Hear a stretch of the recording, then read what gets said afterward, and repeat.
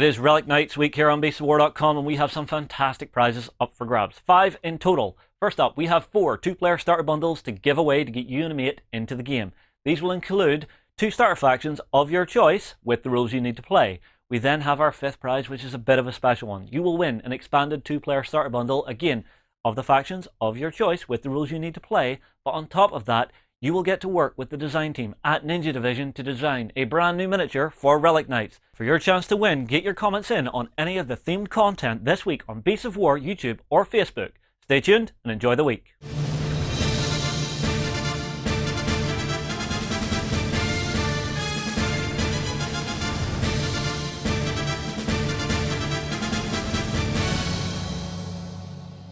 Hi guys, welcome to Relic Knights week here on Beasts of War. Hopefully you've been enjoying it. It's time for another chat about, well, this isn't exactly a faction chat so much as talking about the guys who are outside your factions that you can bring in. So we have the Void and the Radiant, I believe we're going to talk about in this. So right.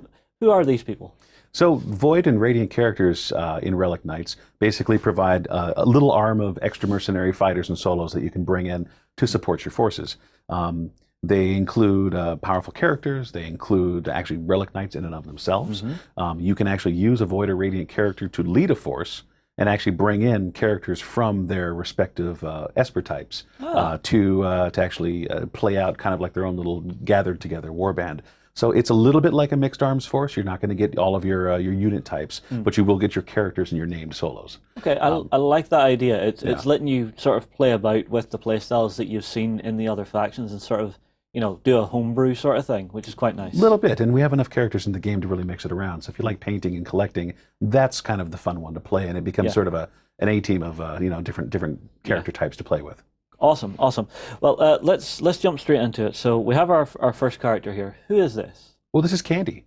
If you guys have been following Soda Pop Miniatures or Ninja Division for some years, Candy and Cola have always been our spokesmodel, if you will, for the business. But Candy is also an active player in the Relic Knights universe. She is an agent of the UPA, and she has in fact become a Relic Knight herself. And as a Radiant Relic Knight, she can lead a small force of heroes, or in larger games can be attached to Radiant or basically bright Esper forces. So that would be Law, that would be Essence, and that would be Life. So yellow, green, and blue. Yeah. Okay. So we're not going to see her in red, orange, or purple. Correct. Correct. Yeah. Notice her little soda pop cannon and her little bottle opener sword. Yeah, and of course you have. And of course her Sci-Fi Cola. Yeah. There's a cute little, I'm not sure, what kind of creature is this? In Japanese mythology, the creature is called a kitsune, and it's like a little multi-tailed fox character.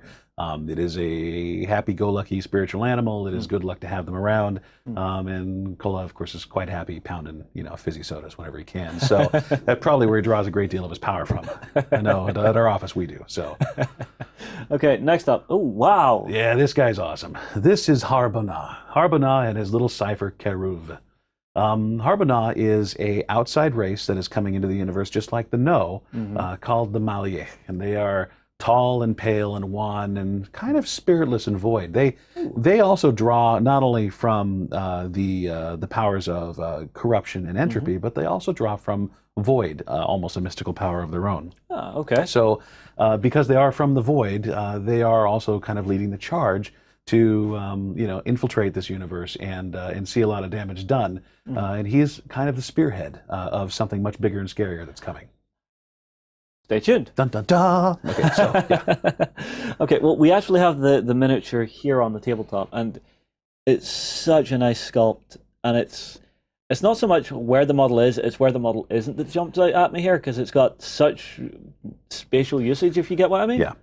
Yeah, no, this was a beautifully designed mech, and we had first pulled the designs out. We were looking at it going, man, that's going to be spindly and tough. But actually, in our runs of manufacturing, the plastic, the PVC material that we had used for him is resilient.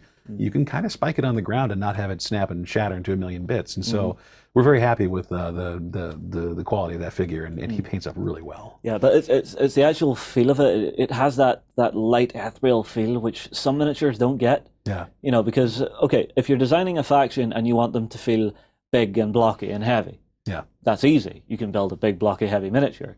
If you're trying to catch that sense of lightness and speed It's a lot more difficult. You've really done a nice job on that. Nice job. Well, down to the sculptors and the art team. They do a really, really great job, and directing it's been a pleasure. Okay, next up in the lineup, who is this? This is Emilial, and she is also from the same race or faction, if you will, as Harbona. She is the Harbinger. She is of the race, the Malieka. She'll be the one who maybe shows up and actually communicates or talks to a planetary leader or something of the kind, just to let them know to get out of the way. So scary things are coming, and you can deal with her if you want to, but she's also a vicious model in the game to draw into a force. I use her frequently, not only because she's a beautiful figure, but she's very effective. Right. I'll assume we don't have her sitting to hand? I don't have her in hand at the moment, no. Huh?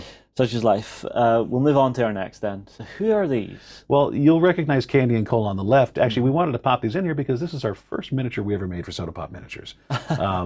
Sculpted by the talented Thomas David. We really used her to sort of set the tone for the entire range. So it's something to just kind of throw in there for the kids to look at.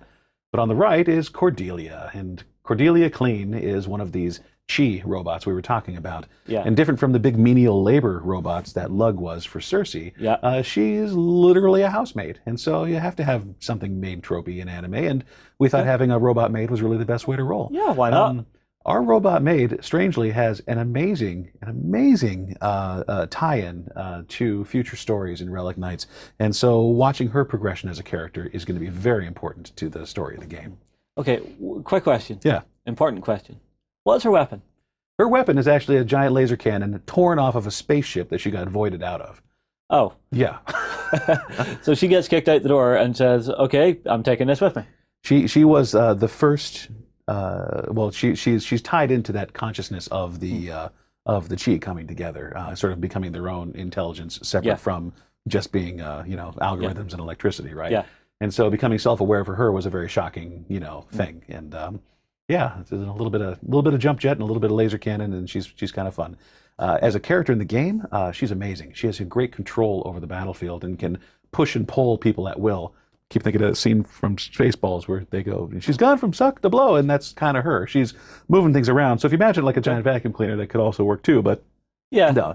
Having a little field control and pushing people around is very effective. Having a character that plays movement shenanigans is always a good idea. Yeah. Okay, next up we have a piece of artwork. I believe this is Candy on her mech, yeah? This is also Candy on her mech, yeah. Very, very beautiful. Just plays to the character, yeah. Yeah. Well, I mean, like me, I always love my anime style stuff, so this just jumps right out at me and says, yep, you want to play with these. Okay, next up. Who are these? Well, we wanted to talk about Darkspace characters. We did a promotional line at the launch of our Kickstarter featuring some of the main characters from our games, and then putting them into Relic Knights as what's called a Darkspace character. I see. We provide a bit of allowance in our world, given that there might be multiple universes, that there might be multiple versions of characters that are running around that are dramatic persona, if you will. This is Candy and Cola, aptly designed and sculpted as perhaps a famous fighter duo that we may recognize. We do very much appreciate all of the games in the anime and the things that we've derived so much pleasure from, and we wanted to give a little tip of the hat to all of our favorites. Okay. And so it'd be good to notice that within our Darkspace run here, you might recognize some of the costumes that some of our various characters are, but from their different factions, Fiametta, of course, and Isabel from Shattered Sword. We also transitioned the Esper type that they belong to as well. Okay. So this would be a version of Fiametta as it applies to Law and Order. And so she becomes a guardian of justice, and call it what you will, but we're able to sort of transition those characters around. There's our Iron Chef. Oh my God, he looks even more badass. Well, instead of playing for the Corsair Pirates, he's playing for Black Diamond in this case. Yeah, he's a fun one. Yeah, that's ridiculously cool. Okay, our next one. Who is this? Well, this is Rinfera from Cersei, actually playing for the No. So she is actually a scout sniper who builds off of another famous anime character as well. Yeah, we liked her style and design enough to see her work in and maybe actually working for slavers as a bad version of herself. Well, why not? If you've got multiple universes, anything could happen. Yeah. Next up, who is this? This is Zenaida. Zenaida in sort of a magical succubus form, if you will. She plays for Doctrine in this case, as opposed to playing for the No, and yeah, is a bit of a succubus demon type. So why not? It's interesting to see that you're happy to play around with, you know, where certain characters will go in the world and being able to actually see that play out on the tabletop. Because let's say I was a No player and I wanted to have the little sniper. I would have to collect both ranges. But with this, I can go, actually, let's put her in with the No. Let's see how that works with my brittle melee faction. Yeah, well, the Dark Space we're always meant just to have a little platform for us to play around with, just some fun sculpts for the heck of it. The rules are perfectly functional; they're legal in all of our tournaments, but they are for the collector. They follow their own, you know, little side stories, if you will, but we don't necessarily implant them into the full main range exactly. But have some fun, and certainly with the release of our upcoming Relic Knights stuff, there's a whole another bevy of Darkspace characters coming that you guys will recognize very aptly when they hit. So keep your eyes peeled, guys. Yeah, keep your eyes peeled. Right. Well, I think we'll call it for this one, guys. Drop us a comment below. How do you like to play your games of Relic Knights?